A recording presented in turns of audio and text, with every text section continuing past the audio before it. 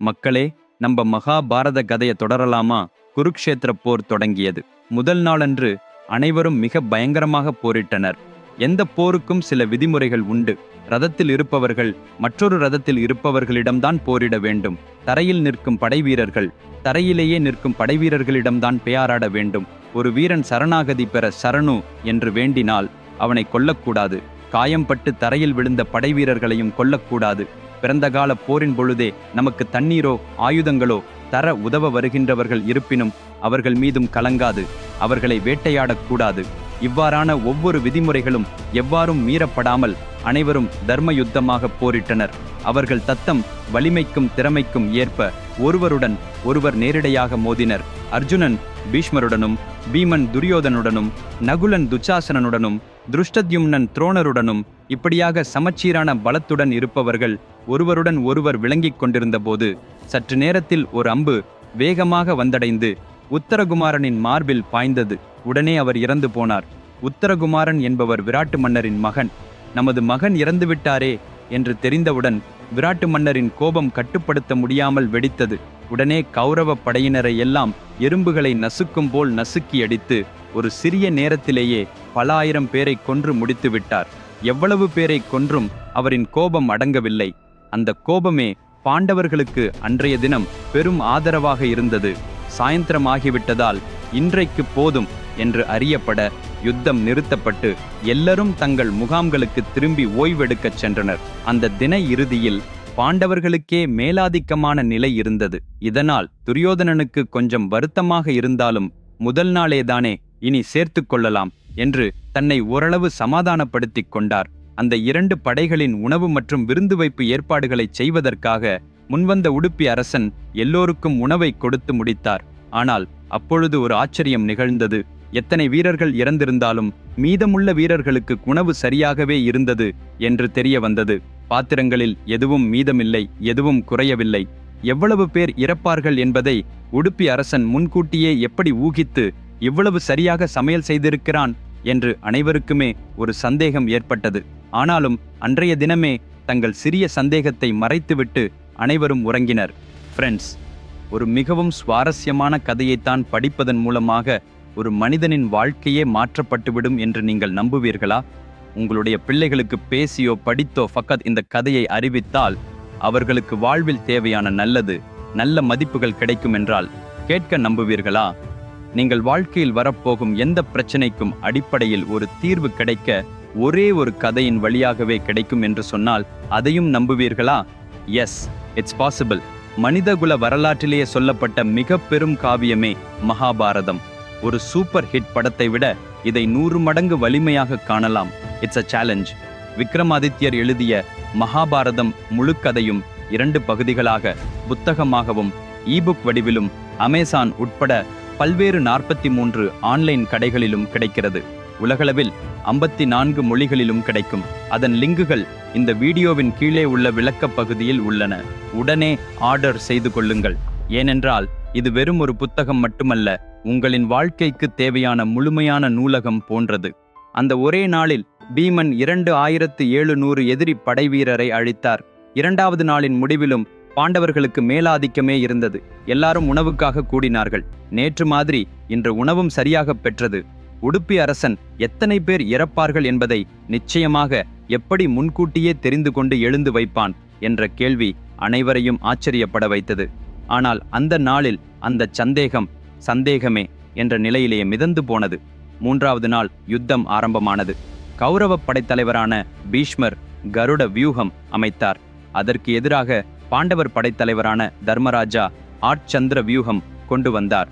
அர்ஜுனன் எய்திய அம்பு பீஷ்மரின் வில் 2ஆக பிளந்துவிட துரியோதனன் அஞ்சி, இப்போது பீஷ்மர் உயிரிழந்து விட்டால் கௌரவ படை பாதியாக தோற்றுவிட்டதோ என்று நினைத்து அர்ஜுனனை இப்போதே பரவாதபடி சிதறடிக்க வேண்டும் என்று முடிவெடுத்து 10,000 படை வீரர்களை அர்ஜுனன் மேல் அனுப்பினான். அந்த படை வீரர்கள் அர்ஜுனன் இருந்த ரதத்தை முற்றாகச் சூழ்ந்தனர். இப்பொழுது என்ன செய்வது என்று அர்ஜுனன் தன் ரத சாரதியான கிருஷ்ணனை நோக்கி ஒரு கணத்திலேயே பார்த்தான். கிருஷ்ணன் மெதுவாக திரும்பி ஒரு சிறிய இளகிய சிரிப்பை அறிமுகப்படுத்தினார். சரி கிருஷ்ணா என்று சொல்லி அர்ஜுனன் ஒரு அம்பை பிடித்து ஒரு மந்திரம் ஜபித்து மகேந்திராஸ்திரம் என்னும் வல்லமை மிகு ஆயுதத்தை வானில் செலுத்தினான். அந்த ஒரே அம்பு வான் கொண்டு உடனே பூமிக்கு திரும்பும்போது அது லட்சக்கணக்கான அம்புகளாக பார்க்கடல் போல் வேகமாய் பகுத்தெழுந்து அர்ஜுனனை சூழ்ந்த 10,000 படைவீரர்களை பாம்பு விழுங்குவது போலவே கிரகித்து அழித்து முடித்தன. அந்த 10,000 பேரும் ஒருவரும் இன்றி காரியமற்று மாய்ந்து போயினர். அவர்களது உடல் பகுப்புகள் எல்லாம் துண்டு துண்டாக உருண்டு கிடந்தன. இரத்தம் எங்கும் பாய்ந்தது. ஒரே ஒரு நாளில் அர்ஜுனன் 10,000 படைவீரர்களை வரலாற்றில் இருந்து அழித்தார். அந்த நாளிலும் உடுப்பி அரசன் செய்த உணவு சரியாக போதியது. இது ஒரு பெரும் மிஸ்ட்ரியாக அவர்களுக்கு உணரப்பட்டது. 2வது நாள் காலை படைவீரர்கள் இரட்டிப்பு உற்சாகத்துடன் இருந்தனர். ரணபேரி குரல்கள் மீண்டும் முழங்கின. மீண்டும் போர் தொடங்கியது. மகாபாரதத்தில் இந்த போர்க்காலத்தில் நிகழ்ந்த ஒவ்வொரு சிறிய விஷயம் கூட எழுதப்பட்டுள்ளதென்று கூறுவதுண்டு. எத்தனை அம்புகள் எய்கப்பட்டன, யாரு யாருடன் மோதினர், எத்தனை ரதங்கள் உடைந்தன என்றெல்லாம் விரிவான விவரங்கள் இருக்கிறது. அவை அனைத்திற்குள் நம்மால் முழுவதுமாக இறங்க முடியாது. ஆனால் முக்கியமான சில செய்திகளை மட்டும் இங்கே சொல்லப் போகிறேன். அன்றைய தினம் பீஷ்மரும் அர்ஜுனனும் பாராட்டத்தக்க வல்லுறுதியில் போரிட்டனர்.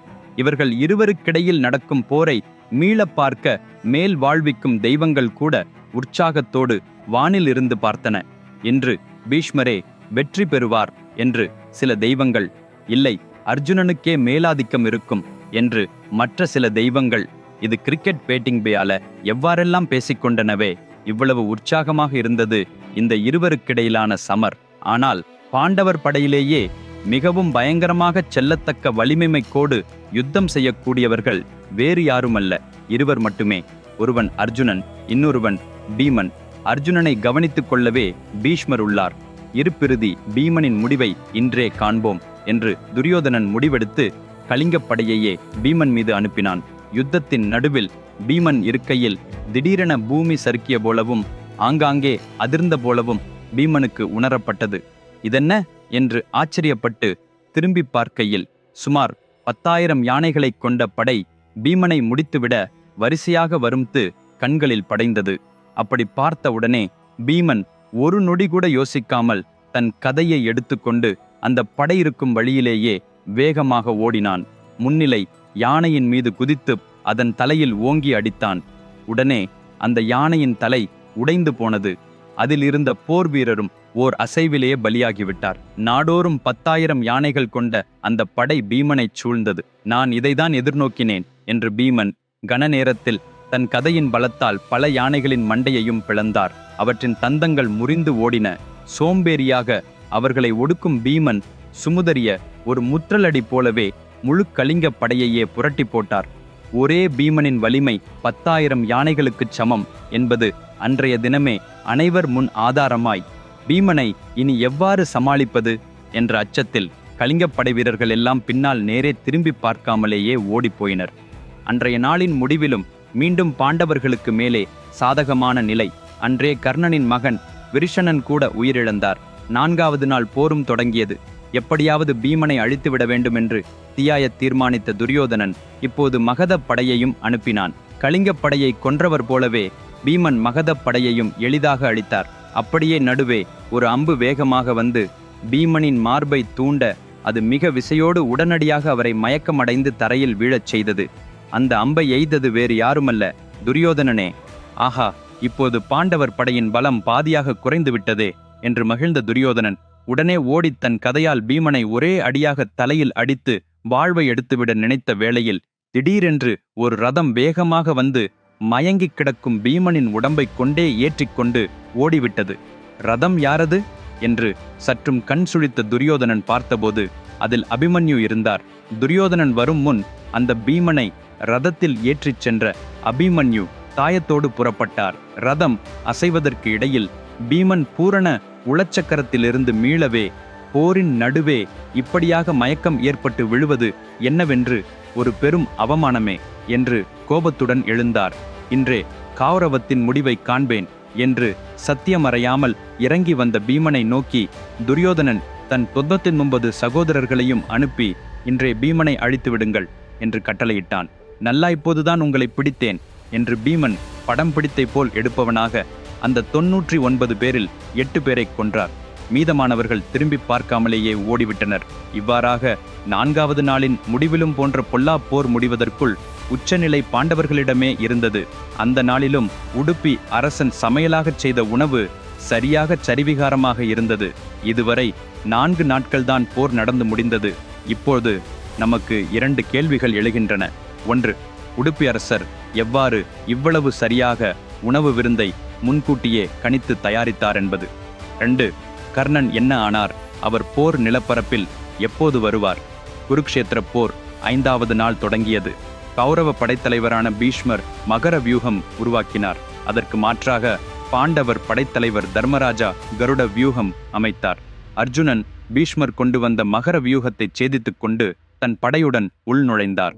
அந்த ஒரே நாளில் அர்ஜுனன் கௌரவ படையில் 25,000 வீரர்களை கொன்றார். குருக்ஷேத்திர போர் 5வது நாள் முடிந்தபோது பாண்டவரும் கௌரவரும் சமச்சீரான படை வலிமையுடன் இருந்தனர். ஃப்ரெண்ட்ஸ், அடுத்த எபிசோடில் இன்னும் விறுவிறுப்பான வேறு லெவலுக்கு போகும் நிகழ்வுகள் உங்களை வரவேற்கிறது. அதை தவறவிடாதீர்கள். மறுபடியும் அடுத்த சனிக்கிழமையன்று இதே நேரத்தில் சந்திப்போம். நான் எழுதிய மகாபாரத முழுக்கதையான இந்த புஸ்தகத்தை உடனே ஆர்டர் செய்து கொள்ளுங்கள். லிங்குகளை இந்த வீடியோவின் கீழே உள்ள விளக்கப் பகுதியில் வழங்கியிருக்கிறேன். இன்னும் எனது சேனலை சப்ஸ்கிரைப் செய்யாதவர் என்றால் உடனே சப்ஸ்கிரைப் செய்து கொள்ளுங்கள். அதுவரை கவனமாக இருக்கவும். பை.